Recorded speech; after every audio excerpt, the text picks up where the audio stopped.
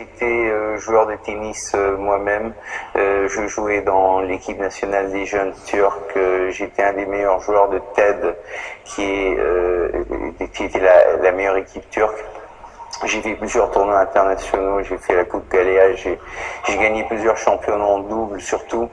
Et j'ai aussi été après arbitre international. J'ai suivi Roland Garros, puis après j'ai chroniqué pour les grands journaux turcs également.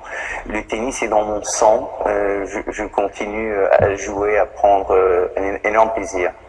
Et donc le tennis, c'est un peu des leçons de vie, c'est le sport le plus complet qui existe. Il faut être un grand sprinter, un grand tacticien, un grand joueur d'échecs. Le tennis, c'est le tennis. Ici, nous avons Iceborg qui souriait jamais, sauf parfois pendant 20 secondes quand il gagnait un grand tournoi, mais c'est pourquoi on l'appelait Iceborg. Et j'ai vécu tous ces victoires.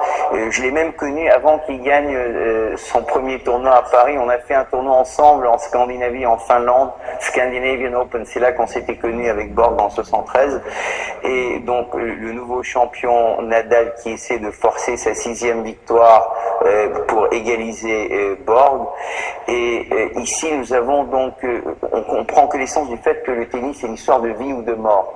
Vraiment, sur un court, bon, aujourd'hui, on se tue pas, mais c'est vraiment, ces rencontres sont comme des rencontres pour vivre, pour rester en vie ou pour quitter la scène, pour mourir.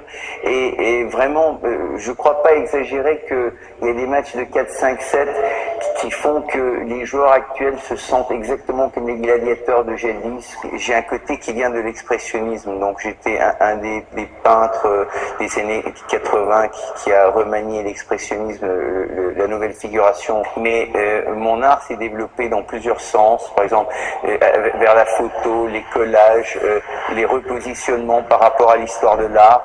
Et faire des installations qui touchent les 5 sens, des grandes expositions thématiques parfois très politisées. Ici, c'est mes relations avec les transparences de couches de peinture, les transparences digitales de photos, les transparences de matière.